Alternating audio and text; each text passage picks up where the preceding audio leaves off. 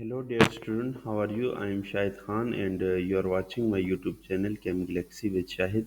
This is our FPSC session और उस दिन हमने अल्काइल हेलाइड्स की बात की थी और अल्काइल हेलाइड में जो हमने बात की थी वो उनकी जनरल इंट्रोडक्शन की बात की थी अल्काइल हेलाइड के। और उसके बाद हमने डिस्कशंस की थी उस पे मेथड ऑफ प्रिपरेशन पे और फिजिकल प्रॉपर्टीज़ की। आज हम बात करते हैं रिएक्शंस ऑफ अल्काइल हैलाइड के। अल्काइल हैलाइड के रिएक्शंस कैसे होते हैं। Just a minute. Reactions of alkyl halide इसकी बात करते हैं जी। रिएक्शन ऑफ अल्काइल हैलाइड कि अल्काइल हैलाइड किस टाइप के रिएक्शन हमें देता है। जस्ट अ मिनट में पेन चेंज कर लूँ। Okay okay. तो अल्काइल हैलाइड की अगर रिएक्शंस की बात करें तो डिफरेंट टाइप के ये रिएक्शन देते हैं। जैसे एक टाइप है हमारे पास, उसको हम बोलते हैं जी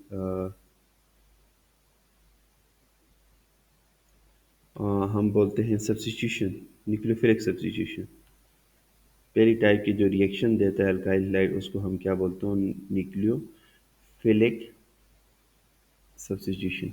इसके रिएक्शन बहुत इंपॉर्टेंट है, इसलिए मैंने उस दिन उसके साथ डिस्कस नहीं किया और इसके लिए अलग एक लेक्चर मैं प्रिपेयर कर रहा हूँ। और दूसरे टाइप के जो रिएक्शन देता है वो हमारे पास होता है एलिमिनेशन। एलिमिनेशन, ठीक है। एलिमिनेशन रिएक्शन में इसकी दो टाइप्स आती है जी। एक आपके पास होता है E1, ठीक है, और दूसरा आपके पास क्या होता है E2। इसी तरह न्यूक्लियोफिलिक सब्स्टिट्यूशन में दो टाइप्स आती हैं। एक होता है आपके पास SN1 और दूसरी टाइप के जो रिएक्शन होते हैं उसको हम क्या बोलते हैं, SN2, ठीक है। ये दो टाइप के हमारे पास क्या होते हैं, रिएक्शन आते हैं। अच्छा,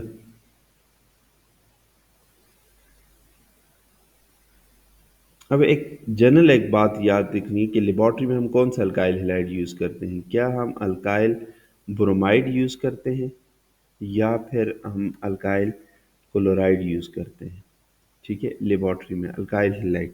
तो ये बात आपने याद रखनी है कि ये जो है अल्काइल ब्रोमाइड ये मोर रिएक्टिव होता है, मोर रिएक्टिव, ठीक है। और ये वाला जो है ये आपके पास क्या होता है, लेस रिएक्टिव होता है, बॉन्ड एनर्जी ज़्यादा होती है, लेस रिएक्टिव होता है, ठीक है, पहली चीज़। अच्छा, अब जो RCl है ये चीपर होता है, चीपर मतलब सस्ता, और ये थोड़ा सा अल्काइल ब्रोमाइड वगैरह ये थोड़ा सा क्या होता है, एक्सपेंसिव होता है, ठीक है। तो इस वजह से जब ये एक्सपेंसिव होता है तो इसको हम यूज़ करते हैं लेबॉर्ट्री में, यूज़ इन लैब, लैब में इसको यूज़ करते हैं। और चूंकि अल्काइल क्लोराइड जैसे मैंने कहा ये सस्ता होता है तो इसको हम कहाँ पे यूज़ करते हैं, इंडस्ट्री में यूज़ करते हैं। इंडस्ट्री में जो चीज़ यूज़ करते हैं तो उसकी कॉस्ट बड़ी मैटर करती है, ये अपने ख्याल रखना है। जो चीज़ सस्ती होती है तो वो हम कमर्शियल लेवल पर इंडस्ट्री में यूज़ करते हैं, जो एक्सपेंसिव हो तो वो जस्ट फॉर लेबॉर्ट्री पर्पज हम उसको रखते हैं। तो मुख्तलिफ़ किस्म के रिएक्शंस ये देता है। पहले फर्स्ट रिएक्शन हम बात करेंगे वो है आपके पास रिडक्शन। रिडक्शन आपने पढ़ा है, हमने कहा था ऑर्गेनिक में रिडक्शन क्या होती है, एडिशन ऑफ हाइड्रोजन को हम क्या बोलते हैं, रिडक्शन बोलते हैं, एडिशन ऑफ हाइड्रोजन, इसको हम क्या बोलते हैं, रिडक्शन बोलते हैं। अब रिडक्शन की बात करें तो हमारे पास अल्काइल हैलाइड है, मैं जनरली उसको RX कहता हूँ, ठीक है। इसके साथ जब हम क्या करते हैं, जिंक और HCl का रिएक्शन कराते हैं, जिंक प्लस HCl। तो इन दोनों की प्रेजेंस में जिंक और HCl जब रिएक्ट करते हैं तो जिंक क्लोराइड बनते हैं और नेसेंट हाइड्रोजन बनती है। वो नेसेंट हाइड्रोजन इस अल्काइल हैलाइड के साथ क्या करती है, जाके रिएक्शन करती है और आपके पास क्या बनते हैं, अल्केन बन जाते हैं, ठीक है। साथ जिंक का आपके पास क्या बनेगा, हेलाइड बनेगा, ZnX2 बन जाएगा। यहाँ पे क्लोराइड ना करो, क्लोराइड किया तो वहाँ पे भी क्लोराइड करना, यहाँ भी जनरलाइज करो, इसको एक्स कर दो, HX कर दो। तो ये आपके पास रिएक्शन होता है। और रिडक्शन में हमारे पास अल्काइल हैलाइड से क्या बनते हैं, अल्केन्स बनते हैं जी, ठीक है। या इसी तरह आपके पास जो अल्काइल हैलाइड है इसका अगर मैं रिएक्शन कराऊँ रिड्यूसिंग एजेंट के साथ, लिथियम एल्यूमिनियम हाइड्राइड, मैंने हैलाइड लिख लिया, ये अल्केन लिख लिया, अल्केन नहीं अल्काइल हैलाइड है।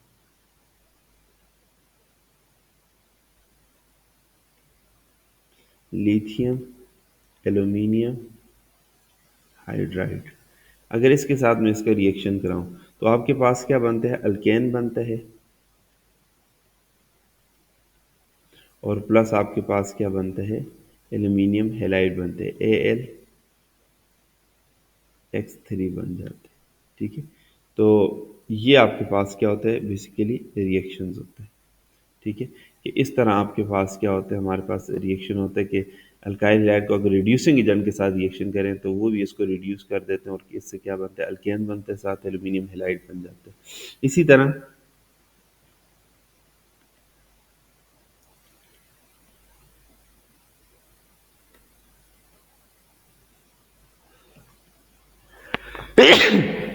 जो आपके पास अल्काइल हेलाइड है, अगर इसके साथ डायरेक्टली आप हाइड्रोजन का रिएक्शन कराएं, हाइड्रोजन को ट्रीट कराएं in the presence of Palladium और एड्जॉर्ब ऑन चारकोल, ठीक है, तो आपके पास क्या बनते हैं, अल्केन बन जाते हैं बेटा, और साथ आपके पास क्या बनते हैं, हाइड्रोजन हेलाइड बन जाते हैं।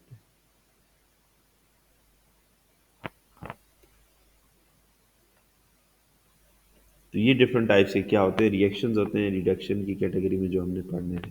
ओके, नेक्स्ट हमारे पास रिएक्शन है, रिएक्शन विद मेटल्स। तो अल्काइल हेलाइड मेटल के साथ भी रिएक्शंस करते हैं, रिएक्शन विद मेटल्स। मेटल आपको पता है कि ऐसे एलिमेंट जो कि इलेक्ट्रॉन रिलीज करते हैं उनको मेटल बोलते हैं। ठीक है, तो जब ये मेटल के साथ रिएक्शन करते हैं ना तो क्या बनाते हैं, ऑर्गेनो मेटालिक कंपाउंड बनाते हैं। फॉर एग्जांपल आपके पास क्या है, RCl है। ठीक है, इसको अगर मैं किसी मेटल के साथ जैसे लिथियम के साथ इसका रिएक्शन करवाता हूँ, ठीक है, या इसका मैग्नीशियम के साथ रिएक्शन करवाता हूँ, इस तरह मैं एक ही वो बना देता हूँ, मैग्नीशियम के साथ इसका रिएक्शन कराता हूँ, तो आपके पास यहाँ पे क्या बनेगा और यहाँ पे क्या बनेगा, क्वेश्चन इज दैट। तो याद रखें रिएक्शन, अब यहाँ पे जो सॉल्वेंट हमारे पास यूज होगा वो कौन सा होगा, वो ईथर होगा, एनहाइड्रस ईथर, जिसमें वाटर ना हो। ठीक है, और टेम्परेचर यहाँ पे -10 डिग्री मेंटेन करना पड़ेगा। सही, और यहाँ पे भी सॉल्वेंट आपके पास वही ईथर, एनहाइड्रस ईथर यूज होगा, तो आपके पास जो कंपाउंड बनेंगे वो कौन से होंगे, वो ऑर्गेनोमेटालिक कंपाउंड बनेंगे। यहाँ ऊपर क्या बनेगा, RLI, अल्काइल लिथियम बन जाएगा। ठीक है, अल्काइल लिथियम बन जाएगा, और नीचे क्या बनेगा, RMgX बन जाएगा, RMg, और ये X ये बन जाएगा, अल्काइल मैग्नीशियम क्लोराइड है। हेलाइड तो नहीं कह सकते डायरेक्टली, क्लोराइड कह दे, क्योंकि आपने RCl लिए हुआ है। ठीक है, अल्काइल क्लोराइड लिए हुआ, आपने हेलाइड नहीं लिया हुआ, तो ये आपके पास क्या बन गए, ये दोनों जो कंपाउंड बने इनको हम क्या नाम देते हैं, organo metallic compound, organo metallic compounds. अब ये दोनों ऑर्गेनिक मेटालिक कंपाउंड, और ऑर्गेनो मेटालिक कंपाउंड्स की पहचान क्या है कि कार्बन और मेटल के दरमियान आपके पास क्या होगा, बॉन्ड होगा। तो ऐसे कंपाउंड जिनमें कार्बन और मेटल के दरमियान बॉन्ड होते हैं, ऐसे कंपाउंड को हम क्या नाम देते हैं, ऑर्गेनो मेटालिक कंपाउंड्स का नाम भी देते हैं। ठीक है, तो आपके पास अल्काइल हैलाइड जब मेटल के साथ रिएक्शन करते हैं तो याद रखें ये क्या बनाते हैं, ऑर्गेनोमेटालिक कंपाउंड्स बनाते हैं जी। ओके, नेक्स्ट हम रिएक्शंस की बात करते हैं। हमारे पास नेक्स्ट एक रिएक्शन है, वर्ड्स रिएक्शन।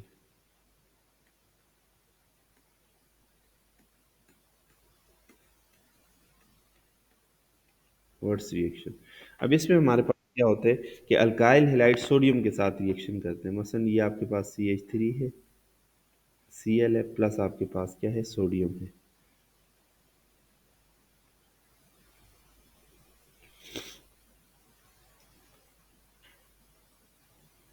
तो क्या प्रोडक्ट बनेगा हमारे पास बनेगा एक अल्केन बन जाएगा, CH3, ठीक है, और साथ आपके पास क्या बनेगा, NaCl बन जाएगा। तो ये हमारे पास रिएक्शन, इसको वर्ड्स रिएक्शन बोलते हैं, अल्केन सिमेट्रिकल अल्केन्स बनते हैं। ठीक है, तो अल्काइल हैलाइड जब सोडियम के साथ रिएक्शन करते हैं तो आपके पास क्या बनते हैं, अल्केन बन जाते हैं, साथ सोडियम हैलाइड बन जाते हैं। अच्छा, इसमें एक और याद याद रखने, ये वाला रिएक्शन जो है इसमें प्राइमरी अल्काइल हैलाइड यूज होते हैं, प्राइमरी अल्काइल हैलाइड। ठीक है, प्राइमरी अल्काइल हैलाइड इसमें रिएक्शन करते हैं, सेकेंडरी भी कर लेते हैं, मगर जब बात करेंगे टर्शरी की तो वो ये रिएक्शन नहीं देते, वर्ड्स रिएक्शन नहीं देते। ठीक है, ओके। नेक्स्ट हम बात करते हैं फ्रीडल क्राफ्ट रिएक्शन। ये भी बड़ा जाना पहचाना सा रिएक्शन है।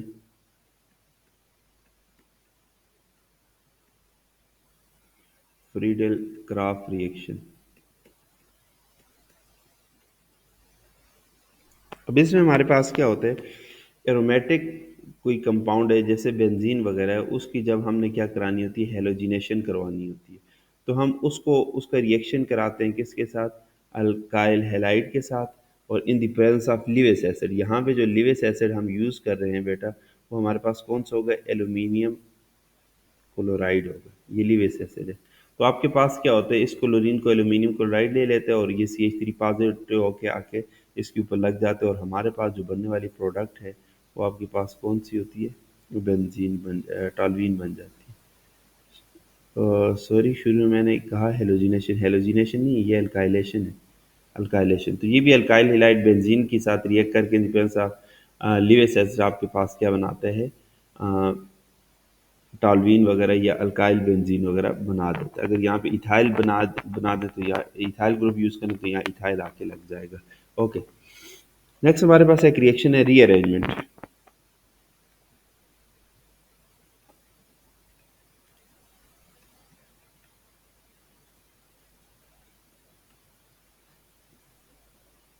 अब रीअरेंजमेंट क्या मतलब है कि आपके पास कोई अल्काइल हैलाइड है, सपोज मैं यहाँ पे अल्काइल हैलाइड लेता हूँ, एक दो ये तीन कार्बन, और यहाँ पे आपके पास क्या है, Cl है। बाकी हाइड्रोजन पूरे कर लें, यहाँ पे दो आ जाएंगे, यहाँ पे भी दो आ जाएंगे, और यहाँ पे भी तीन आ जाएंगे। ठीक है, ये आपके पास प्रोपाइल क्लोराइड है। इसको जब हम क्या करते हैं, हीट करते हैं, कितने टेम्परेचर पे, तकरीबन 300 डिग्री पे हम क्या करते हैं, हीट करते हैं। या फिर अगर इतना टेम्परेचर दें ये भी ठीक है, अगर इतना टेम्परेचर नहीं देते तो आप क्या करें, AlCl3 यूज़ कर लें। तो AlCl3 जब यूज़ करेंगे तो लो टेम्परेचर पर भी आपका काम हो जाएगा। इधर मैं आर का ऑप्शन लगा ले तो वो यही है। ठीक है, दोनों में से कोई भी जो भी सूटेबल हो। तो आपके पास क्या होती है, रीअरेंजमेंट होती है। ये क्लोरीन इधर था ना इसमें टर्मिनल पे, ये दरमियान में चला जाता है, तो आपके पास ये बन जाते हैं CH3 कार्बन, और ये CH3 बन जाता है। यहाँ पे एक हाइड्रोजन लगा के दूसरा आप क्या करें, Cl लगा लें, ये प्रोडक्ट बन जाती है। ठीक है, इसको हम क्या बोलते हैं, रीअरेंजमेंट बोलते हैं। ओके, नेक्स्ट हमारे पास है एलिफेटिक न्यूक्लियोफिलिक सब्स्टिट्यूशन। ओके, ये अब बहुत इंपॉर्टेंट है, न्यूक्लियोफिलिक सब्स्टिट्यूशन या SN रिएक्शन। ठीक है, इसकी हम बात करते हैं। अब SN reaction, nucleophilic substitution reaction में हमारे पास क्या होता है कि हमारे पास एक न्यूक्लियोफाइल होता है जो न्यूक्लियस लविंग स्पीशीज होती है। ठीक है, नेगेटिव या लोन पेयर ऑफ इलेक्ट्रॉन होता है। ये आपके पास क्या करते हैं, अल्काइल हैलाइड के साथ क्या करते हैं, अटैक करते हैं अल्काइल हैलाइड के ऊपर, CH2, यहाँ पे Br। अब ये प्राइमरी अल्काइल हैलाइड है तो प्राइमरी वाले SN2 देते हैं, और जो टर्शरी होते हैं वो SN1 देते हैं। तो आपके पास क्या होता है, ये पार्शियल नेगेटिव होता है और ये पार्शियल पॉजिटिव होता है। तो हमारे पास ये न्यूक्लियोफाइल जो है इस कार्बन के ऊपर क्या करते हैं, पार्शियल पॉजिटिव होने की वजह से अटैक करते हैं, और उसी टाइम ये बॉन्ड जो है इस तरफ ब्रेक होते हैं। जो एटम या स्पीशीज यहाँ से निकलती है उसको लीविंग ग्रुप बोलते हैं, याद रखें। तो हमारे पास क्या बनते हैं, एक इंटरमीडिएट स्टेज आ जाती है जिसमें हमारे पास ये होते हैं कि ये आपके पास अल्काइल ग्रुप था। ठीक है, उसके बाद ये कार्बन था, अब इसके साथ यहाँ पे हाइड्रोजन, और यहाँ पे कुछ बॉन्ड बना है किसका, न्यूक्लियोफाइल का, उसको मैं डॉट से शो करता हूँ। और यहाँ पे कुछ बॉन्ड ब्रेक हुआ है किसका, ब्रोमीन का, उसको भी मैं डॉट से शो करता हूँ, और यहाँ पे दूसरा हाइड्रोजन। ये आपके पास क्या होगी, एक ट्रांजिशन स्टेट आपके पास आ जाती है जिसमें 5 बॉन्ड है, ये बॉन्ड बन रहा है और ये ब्रोमीन वाला बॉन्ड ब्रेक हो रहा है। फाइनल प्रोडक्ट आपके पास जो बनेगी वो कुछ इस तरह से बनेगी कि आपके पास क्या होगा, न्यूक्लियोफाइल आके लग जाएगा। ठीक है, उधर साथ आपके पास CH2, और उसके साथ क्या है, R, ये बन जाएगा। और यहाँ से जो ब्रोमाइड आयन है वो यहाँ से लीव कर जाएगा। ये जो ब्रोमाइड आयन लीव करता है इसको लीविंग ग्रुप बोलते हैं। ठीक है, ये जो कंपाउंड बोलते हैं इसको इन्वर्टेड या वाल्डन इन्वर्जन बोलते हैं। इसकी कन्फिग्रेशन चेंज हो जाती है, बैक साइड से अटैक होता है। ठीक है, अच्छा, अब इसमें अगर हम मुख्तलिफ फैक्टर्स की बात करें इसी रिएक्शंस की, तो ये आपके पास किस टाइप का रिएक्शन है, तो याद रखें बेटा ये SN2 टाइप का रिएक्शन है, SN2। ठीक है। SN2 टाइप का रिएक्शन है, इसका जो रेट है वो किसके डायरेक्टली प्रोपोर्शन होगा, याद रखिए इसमें एक ही स्टेप होता है, तो ये रेट डायरेक्टली प्रोपोर्शन होता है सबस्ट्रेट के भी, ठीक है, और साथ आपके पास न्यूक्लियोफाइल, इन दोनों पे डिपेंड करता है रेट, ठीक है। जितनी इन दोनों की कंसंट्रेशन ज़्यादा होगी उतना रेट ज़्यादा। इसी तरह अगर इस रिएक्शन के ऑर्डर की बात करें, क्योंकि रेट में दोनों स्पीशीज़ है तो ऑर्डर भी इसका क्या होगा, 2 होगा। अगर इसके ऊपर स्टीरियो केमिकल इफेक्ट की बात करें, तो आपके पास जो प्रोडक्ट बनती है वो बिल्कुल अपोजिट होती है इन कन्फिगरेशन। अगर आप कायरल कार्बन लेते हैं ना इसमें, तो कन्फिगरेशन बिल्कुल अपोजिट होती है, तो इसको हम क्या बोलते हैं, वाल्डन इन्वर्जन बोलते हैं। क्या बोलते हैं, वाल्डन इन्वर्जन की कन्फिगरेशन जो है वो बिल्कुल चेंज हो जाती है, ठीक है।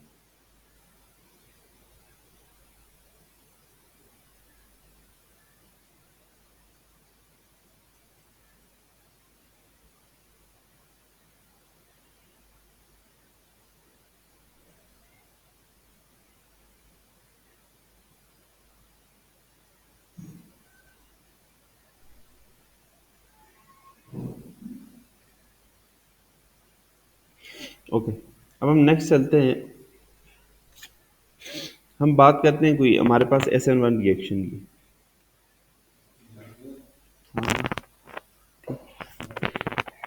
SN1 रिएक्शन की, इसमें हम क्या करते हैं, याद रखें SN1 टर्शियरी अल्काइल हैलाइड देता है। ये सारे फैक्टर्स अभी हम बात भी कर लेंगे इसके ऊपर, ठीक है। ये टर्शियरी अल्काइल हैलाइड है। तो पहला स्टेप इसमें क्या होता है, स्लो होता है, ठीक है, जो आयोनाइजेशन का होता है। इसमें ये आयोनाइजेशन होती है, ये बॉन्ड इधर क्या होता है, ब्रेक हो जाते हैं, और आपके पास क्या बनता है, अल्काइल, ये भी अल्काइल, ये भी अल्काइल और ये भी अल्काइल, ठीक है, और इस पे पॉजिटिव चार्ज बन जाता है, ठीक है। अच्छा, ये आपके पास क्या बनती है, प्रोडक्ट बनती है। ये आपके पास कौन सा रिएक्शन स्टेप होता है, स्लो स्टेप। याद रखें स्लो स्टेप जो है वो रेट डिटरमाइनिंग स्टेप होता है, ठीक है। इसी वजह से इसका रेट सिर्फ इस सबस्ट्रेट पे डिपेंड करेगा, और ऑर्डर भी आपके पास 1 ही होगा SN1 में। अब नेक्स्ट स्टेप क्या होता है कि ये जो आपके पास अल्काइल हैलाइड बना है, सॉरी जो कार्बोकेटाइन बना है, कि ये कार्बन है, ये आपके पास अल्काइल ग्रुप, ये अल्काइल ग्रुप और ये अल्काइल ग्रुप, इस पे ये पॉजिटिव चार्ज। अब दो ऑप्शन हो सकते हैं कि या तो आपके पास न्यूक्लियोफाइल फ्रंट साइड से अटैक कर सकता है, ठीक है, या फिर आपके पास क्या होता है, जो आपके पास न्यूक्लियोफाइल है वो बैक साइड से अटैक कर सकते हैं। दोनों पॉसिबिलिटी होती है, ये दोनों पॉसिबिलिटी होती है।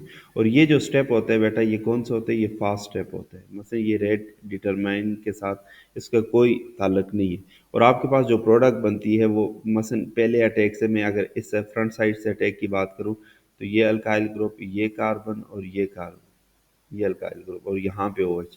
और अगर मैं बैक साइड से उसकी बात करूँ, तो जो प्रोडक्ट बनेगी वो आपके पास कुछ इस तरह से बनेगी कि ये OH और यहाँ पे ये कार्बन, ये अल्काइल ग्रुप, ये अल्काइल ग्रुप और ये अल्काइल ग्रुप, इस तरह का मामला है, ठीक है। तो ये दोनों प्रोडक्ट दोनों इक्वल पॉसिबिलिटी होती है, तो ये भी 50% बनती है और ये वाली भी आपके पास क्या बनती है, 50% बनती है, 50% चांसेस होती है। अब इसके बारे में अगर हम बात करें, तो इसका जो रेट है, जैसे मैंने पहले आपको बताया, इसका रेट डिपेंड करेगा किसके ऊपर, सबस्ट्रेट की कंसंट्रेशन के ऊपर, नॉट डिपेंड अपॉन न्यूक्लियोफाइल। क्यों, क्योंकि वो रेट डिटरमाइनिंग स्टेप में नहीं होता। इसी इसी तरह ये जो SN1 रिएक्शन होते हैं, इसका ऑर्डर क्या होता है, 1 होते हैं। क्यों, क्योंकि रेट इक्वेशन में एक ही सब्सटेंस इन्वॉल्व है, ठीक है। और इसकी अगर स्टीरियोकेमिकल इफेक्ट की बात करें ना, इसमें हमारे पास रेसिमिक मिक्सचर बनते हैं। अगर कायरल कार्बन है तो रेसिमिक मिक्सचर जो है वो आपके पास क्या बनेगा, प्रोडक्ट में आएगा, 50-50% दोनों आ जाएंगे, ठीक है। अब कौन कौन से फैक्टर्स हैं जो कि क्या करते हैं, इफेक्ट करते हैं न्यूक्लियोफिलिक सब्स्टिट्यूशन रिएक्शन को, ये बहुत इंपॉर्टेंट है, इंतहाई इंपॉर्टेंट बात है, इसको याद रखना है।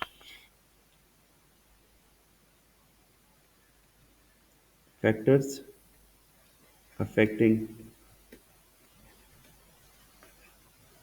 न्यूक्लियोफिलिक सब्स्टिट्यूशन रिएक्शन, ठीक है, मैं ऐसे लिखता हूँ शॉर्ट से, ठीक है। पहली बात है सबस्ट्रेट। सबस्ट्रेट एक ऐसा फैक्टर है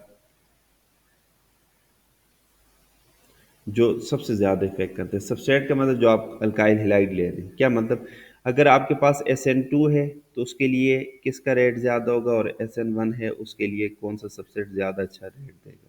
तो याद रखें, अगर आपके पास क्या है, SN2 की बात करें तो सबसे अच्छा सबसे फास्ट कौन सा होता है, मिथाइल वाला, ठीक है।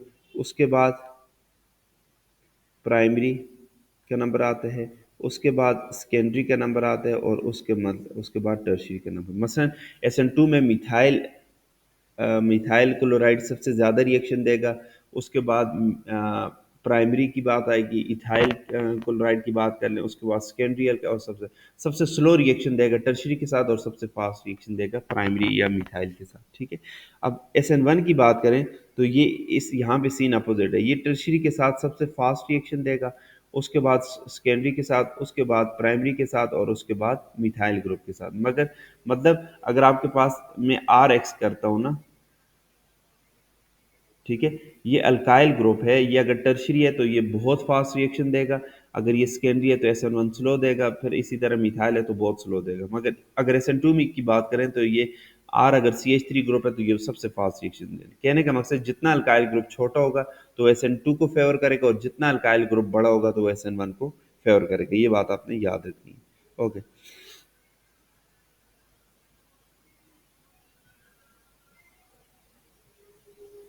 उसके बाद इफेक्ट ऑफ न्यूक्लियोफाइल है।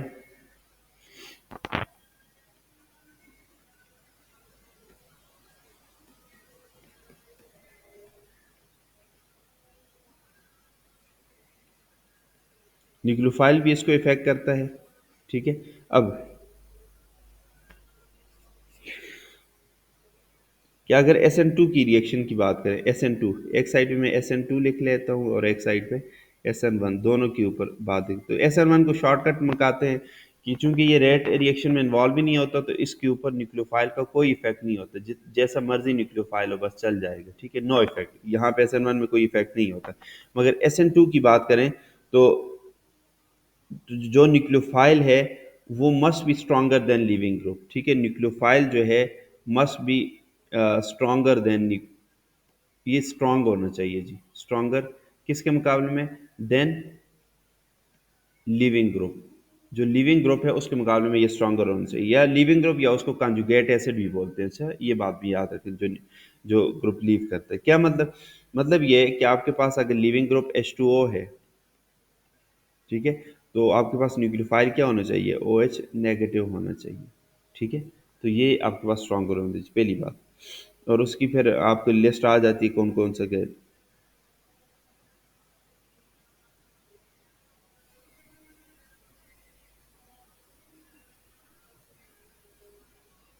इसी तरह ऑर्डर ऑफ न्यूक्लियोफिलिसिटी की बात करें,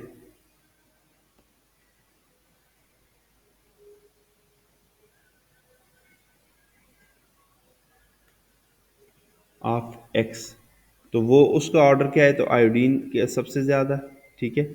उसके बाद ब्रोमाइड आयन है, ठीक है। उसके बाद क्लोराइड आयन है, और उसके बाद क्या है, फ्लोराइड आयन है। तो जितना आपके पास हेलोजन का साइज बड़ा होगा, इतने आसानी से वो लीव करेगा, ठीक है। Order of nucleophilicity, okay.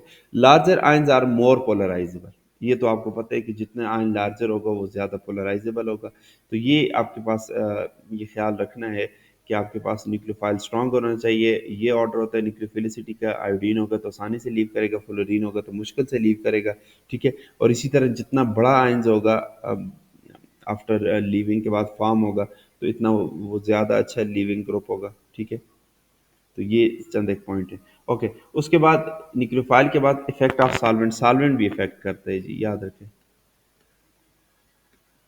Effect of solvent, solvent also effect the nucleophilic substitution reaction. मसलन अगर SN1 है, यहाँ पे मैं SN1 कर देता हूँ, यहाँ पे SN2 कर देता हूँ। SN1 में आपके पास क्या होता है, केटाइन बनते हैं, तो पोलर सॉल्वेंट इसमें क्या करते हैं, रिक्वायर्ड होते हैं। पोलर सॉल्वेंट क्या करते हैं, स्टेबलाइज करते हैं कार्बोकेटाइंस को जो बनते हैं।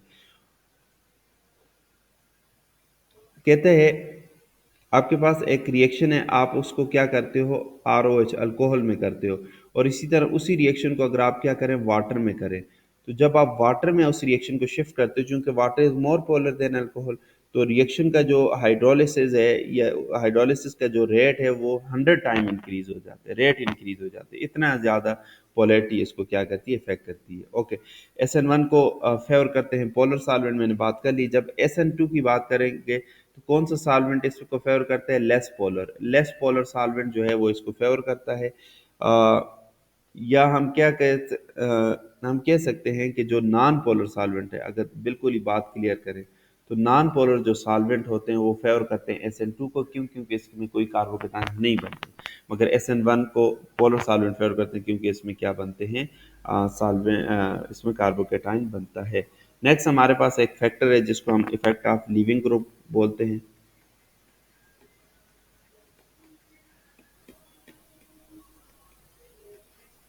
लिविंग ग्रुप भी इसको इफेक्ट करते हैं कि बेस्ट लिविंग ग्रुप कौन सा होगा, बेस्ट लिविंग ग्रुप BLG, याद रखें, जो कि क्या है, that is stubble after depart, ठीक है, which is stable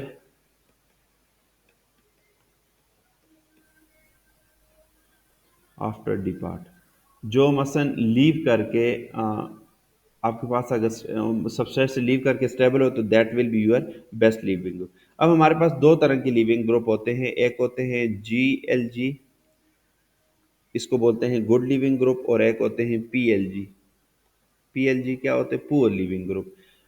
good leaving group and poor good leaving group में हमारे पास क्लोराइड आ जाता है, हेलोजन जो है ब्रोमाइड आ जाता है, इसी तरह आयोडाइड आ जाता है, ठीक है, और आपके पास क्या होता है, बाइसल्फेट आ जाता है। ये सारे गुड लिविंग ग्रुप है क्योंकि ये स्टेबल होते हैं इस फॉर्म में, ठीक है।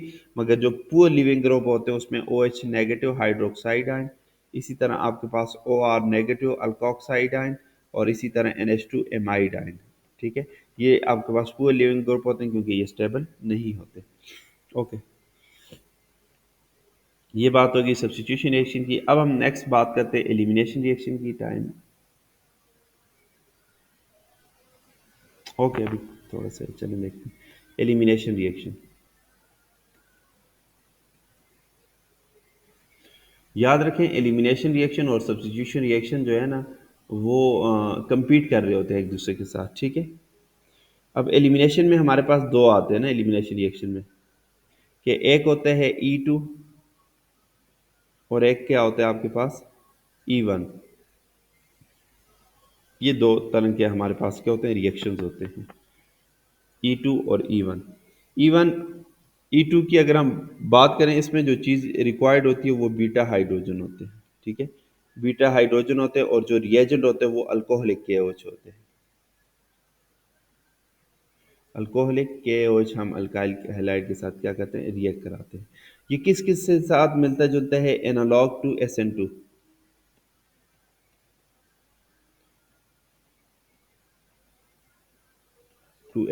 SN2 के साथ ये क्या होता है, मिलता जुलता है, ठीक है। अब इसमें हमारे पास उधर न्यूक्लियोफाइल था ना, यहाँ पे बेस होगी। बेस और न्यूक्लियोफाइल में डिफरेंस क्या होता है बेटा, तो याद रखें, एक पॉइंट मैं आपको बताता हूँ, बेस हमेशा प्रोटॉन पे अटैक करती है, और जो आपके पास क्या होता है, जो न्यूक्लियोफाइल होता है वो कार्बन के ऊपर अटैक करते हैं, इलेक्ट्रोफिलिक कार्बन के ऊपर, ठीक है। यहाँ पे मैं CH2, यहाँ पे CH2, और यहाँ पे मैं Br कर लेता हूँ, और ये अल्फा कार्बन है जो फंक्शन ग्रुप के साथ अटैच है। नेक्स्ट बीटा कार्बन, तो इसके साथ एक मैं हाइड्रोजन ऊपर करके बना देता हूँ जो बीटा हाइड्रोजन है। अब ये OH इस हाइड्रोजन के ऊपर क्या करेगा, अटैक करेगा, तो ये बेस है। अगर OH इस कार्बन के ऊपर अटैक कर देता है तो दैट इज न्यूक्लियोफाइल। ये आपने पॉइंट याद रखनी। तो हमारे पास क्या बनेगा, हमारे पास जो प्रोडक्ट बनेगी बेटा, वो आपके पास कुछ इस तरह से बनेगी, CH2 double bond CH2 alkyne बन जाएगी। कैसे, ये प्रोटॉन यहाँ से निकल गया तो ये बांड इधर नीचे की तरफ शिफ्ट होगा, तो ये बांड यहाँ से लीव कर जाएगा, और इसके अलावा हमारे पास क्या बनेगा, वाटर बना। OH ने जो इस हाइड्रोजन के ऊपर अटैक किया तो वाटर बना, साथ आपके पास क्या बना, ब्रोमाइड आयन बना। तो ये जो रिएक्शन है इसको हम क्या बोलते हैं, E2 रिएक्शन बोलते हैं। अब इस रिएक्शन की मैं थोड़ी सी चीज़ें और बता दूं आपको, E1 में नेक्स्ट पेज पे डिस्कस कर लूँगा, ठीक है। अब इसमें चूंकि एक ही स्टेप है, यही रेट डिटरमाइनिंग स्टेप और यही ऑर्डर ऑफ रिएक्शन बताएगा, तो याद रखें इसमें जो ऑर्डर ऑफ रिएक्शन है, इसका जो रेट है, पहले रेट की बात करें, इसका रेट जो है वो डायरेक्टली प्रोपोर्शन होगा दोनों के, एक बेस इसके भी डायरेक्टली प्रोपोर्शन होगा, और इसी कंसंट्रेशन के, और साथ आपके पास substrate, both base and substrate के डायरेक्टली प्रोपोर्शन होता है क्या, rate of reaction, E2 reaction, ठीक है। और इसका जो ऑर्डर है बेटा, वो आपके पास क्या बनते हैं, वो टू बनता है, इसका ऑर्डर टू होता है, सेकंड ऑर्डर रिएक्शन होता है क्योंकि रेट इक्वेशन में दोनों चीज़ें प्रेजेंट है। नेक्स्ट हम बात करते हैं ई वन रिएक्शन की। अब ई वन रिएक्शन जो है, जैसे ई टू रिएक्शन एनालॉग था किसके साथ, S N one S N two के साथ, तो ई वन जो है ये किसके साथ एनालॉग है, एस एन वन के साथ, ठीक है, उससे मिलते जुलते हैं। इसमें ऑर्डर ऑफ रिएक्शन आपके पास क्या होगा, जैसे एस एन वन में था वन, इधर भी वन ही होगा। और एक और बात अक्सर एमसीक्यूज आ जाता है कि first step is same in S N one and E one.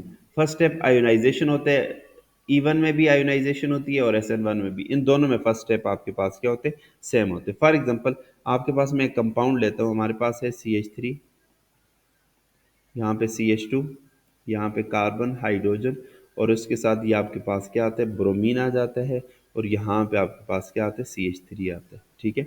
इसके साथ हमारे पास क्या होता है, यहाँ पे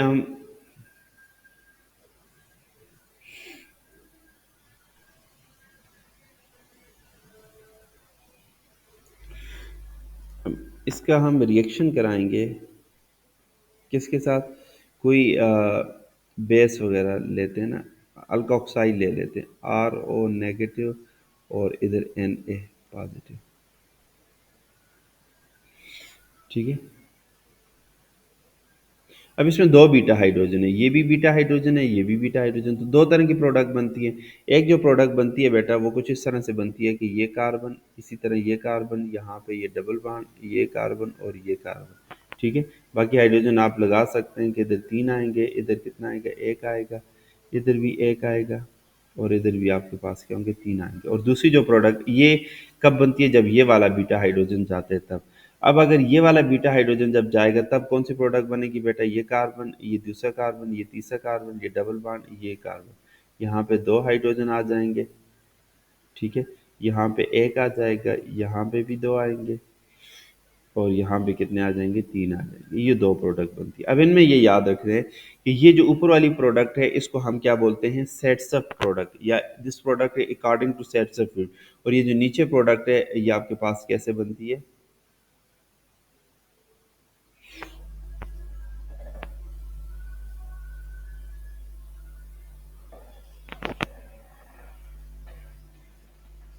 हॉफमैन रूल। सेट्सअप रूल ये कहता है ना कि more substituted alkene will be the major product, ठीक है। और हॉफमैन कहते हैं कि less substituted alkene will be the major product, ठीक है। ये दोनों एक दूसरे का अपोजिट है। तो याद रखें सब्स्टिट्यूशन जो है, जैसे मैंने आपको पहले बताया, हमेशा compete करती है किसके साथ, एलिमिनेशन के साथ, तो इस बात को भी आपने याद रखना है। अब एलिमिनेशन रिएक्शन को कौन कौन से फैक्टर इफेक्ट करते हैं, पहली बात इफेक्ट ऑफ सबस्ट्रेट,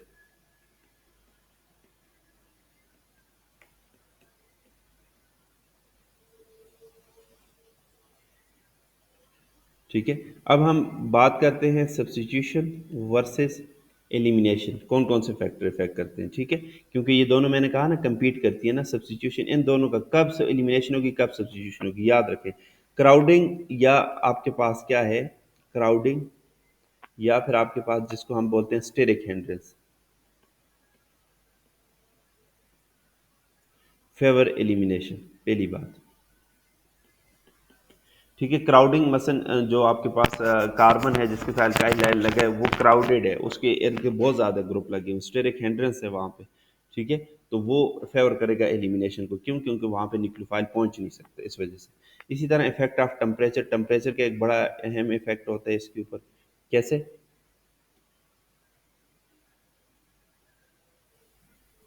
याद रखें।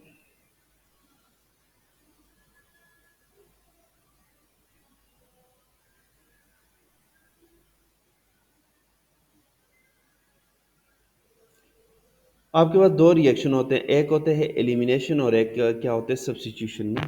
तो जो एलिमिनेशन रिएक्शन है इसकी एक्टिवेशन एनर्जी ज़्यादा होती है किसके मुकाबले में, सब्स्टिट्यूशन के मुकाबले में, ठीक है। तो जो आपके पास हाई टेम्परेचर होता है, हाई टेम्परेचर, ये आपके पास फेवर करते हैं किसको, एलिमिनेशन को। हाई टेम्परेचर जो है वो एलिमिनेशन को फेवर करता है, लो टेम्परेचर आपके पास सब्स्टिट्यूशन नहीं। क्यों फेवर करते हैं? क्योंकि एलिमिनेशन की एक्टिवेशन एनर्जी क्या होती है, ज़्यादा होती है। इसी तरह इफेक्ट ऑफ सॉल्वेंट की बात करें, सॉल्वेंट भी इफेक्ट करते हैं।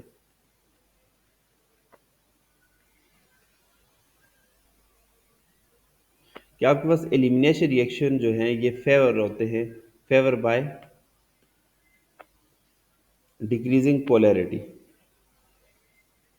Decreasing polarity of solvent, polarity of solvent जितनी कम करेंगे तो आपके पास क्या होगा, आपके पास एलिमिनेशन, मसलन H2O अगर आप यूज़ करते हैं एक्वस KOH सपोज, तो आपके पास सब्स्टिट्यूशन होगी। मगर जब आप अल्कोहलिक KOH यूज़ करेंगे तो आपके पास क्या होगी, एलिमिनेशन होगी। ठीक है, ये भी एक पॉइंट याद रखें। इसी तरह इफेक्ट ऑफ बेस, बेस भी इसको क्या करती है, वो इसको इफेक्ट करती है। कैसे? अगर आपके पास क्या है, स्ट्रॉन्ग बेस है, स्ट्रॉन्ग बेस है, ठीक है, तो आपके पास E2 रिएक्शन को क्या करेगी, फेवर करेगी।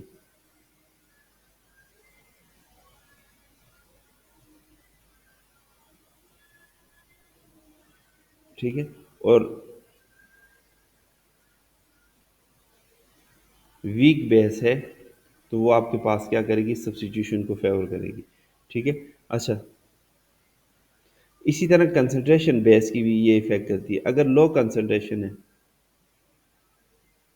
तो ये आपके पास SN1 को फेवर करेगी, और हाई कंसंट्रेशन है तो ये आपके पास E1 को फेवर करेगी। खैर, तो ये हमारे पास कुछ बातें थी एलिमिनेशन रिएक्शंस के बारे में।